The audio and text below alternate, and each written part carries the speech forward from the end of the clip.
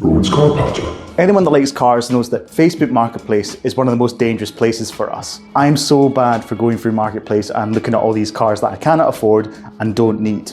And because I spend so much time on Marketplace, the algorithm is fine-tuned for my tastes, which is absolute nuggets.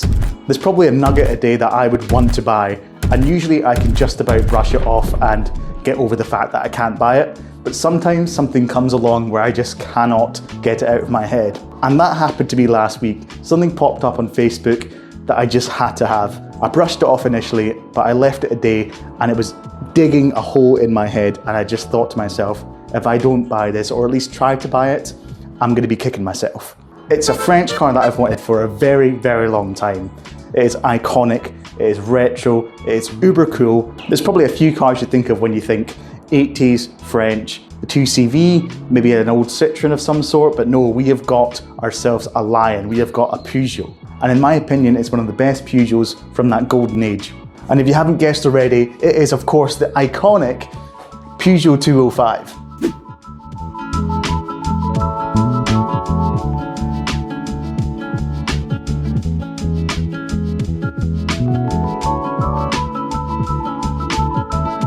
This is one of these cars you'd see in every street in France back in the day in all my school holidays. You'd see one of these on every street corner, probably just as bashed up as this, but that just added to the character of them. And I'd always see them and think, that is a cool car. It's so angular, it's so simple, it's basic, it's a car of the people.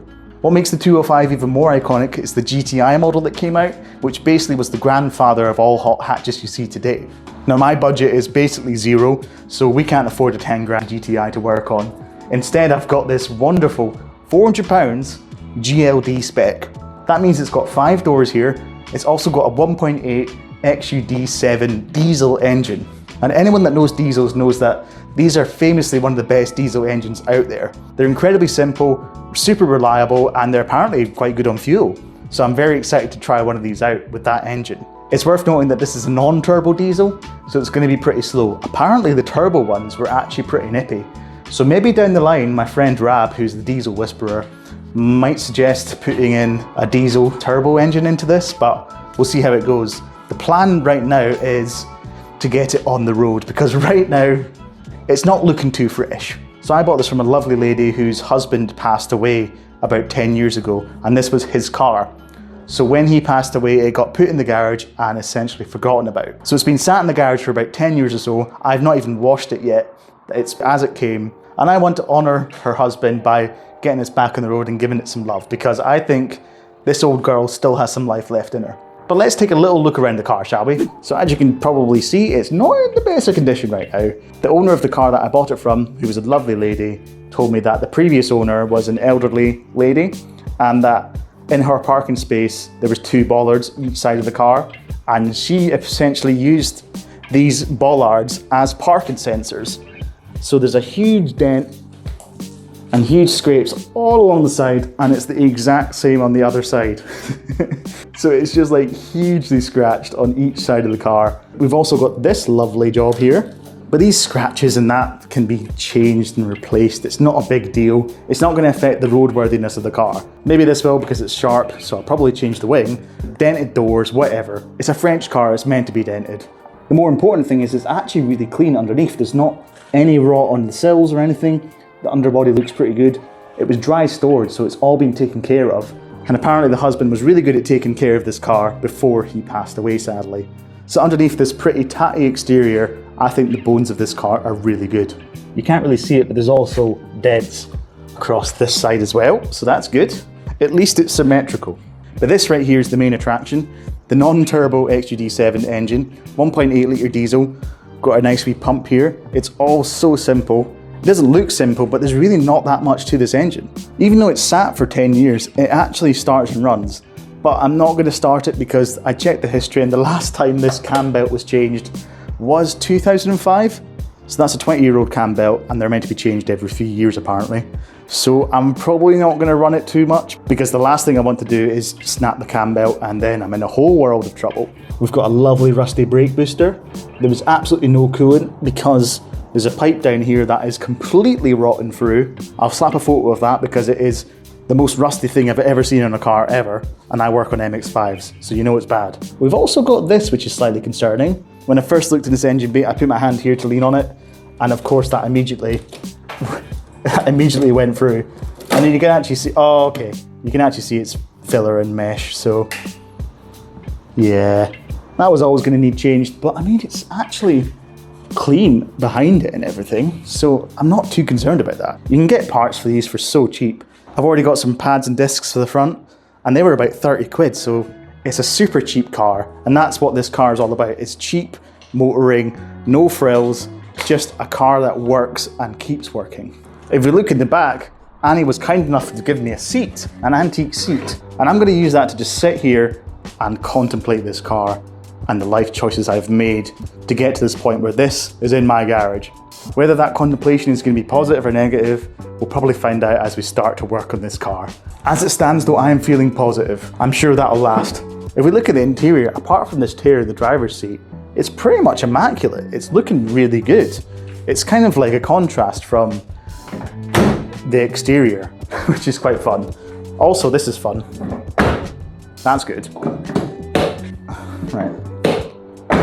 It's just a soft closed door. You just push it gently and it closes. It's probably a safety feature so you don't slam the doors on purpose. Let's have a look at the dashboard, shall we? We've got 177,000 miles on this car, but I'll be honest, going by just the seats alone, this is going to be a really comfy car because these seats are, honestly, I think they're comfier than the Volvo, which I thought was impossible. But this view right here is why I love these old nuggets. It's got everything you need and nothing you don't. The only thing I would have wanted was maybe a temperature gauge. I think the older clusters have it. I'll maybe have a look into that. You've got your big chunky heating knobs.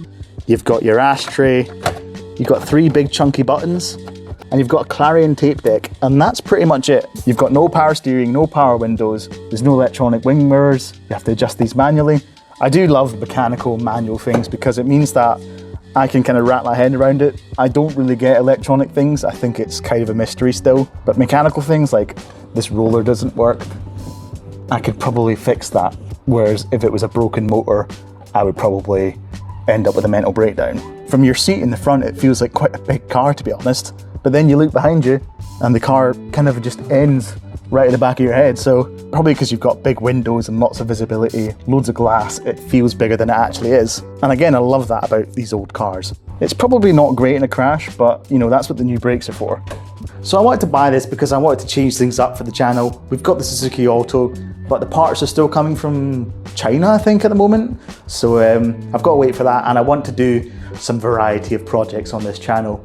And this really fits the bill for everything I want to do. It's retro, it's interesting, it was cheap. So the plan for this series on this car is to firstly get it back on the road, and then I want to take this on a big road trip up to the top of Scotland with my girlfriend. I think that would be really nice to take this little retro car on these windy hills with the diesel. I think it'll be great fun. But let's be real, we're a long way from that. This costs £400 and it'll probably take a bit of money to get it back on the road. So that's the big kind of overarching plan for this car and this series on the YouTube channel, is get it fixed, take it on a road trip and have fun with it. I'm genuinely so excited to start working on this car and just start improving it little by little, because I think beyond this shabby exterior, we've got a bit of a winner. Ask me that again in like 2 months' time, I might change my tune. But right now I'm positive it's going to be an absolute winner. The first thing I need to do is do the timing belt, because once we've done that, we can actually turn the engine over and not have to worry about the whole thing exploding. After that, we've got a few bits of piping to come, we've got the brakes to do, and then we'll just go through the suspension on the underside. It probably needs bushings all round because it's been sat for a while. It needs a wing, and there's a little patch of welding needing done just in the boot floor at the back. And of course it needs tyres all round. And that's only the stuff that I've really seen on a quick overview of the car. I'm sure once we start to pick things apart, there'll be more things to buy and order and do, but that's part of the fun for me, and it's going to be a bit of a slow burn of a project. But yeah, I hope you're as excited as I am for this, because this is genuinely a dream car of mine. I've got a big list of cars that I want to drive and own, and this was quite high on the list, especially the diesel one. Ideally it would have been the turbo diesel, but maybe down the line we can chuck a lump in that's got the turbo. We'll see how it goes. So if you are interested in this car and following along with the journey, please do subscribe to the channel. I'm still getting to grips with editing and filming this style of video, but I do just love it so much, and it'd be cool to share that with more people as we go along. because I think this car deserves it. I know it's not quite Top Gear level of production, but maybe one day we'll get there, you know? You never know. But anyway, I'll stop begging for subscribers and stuff and leave it there.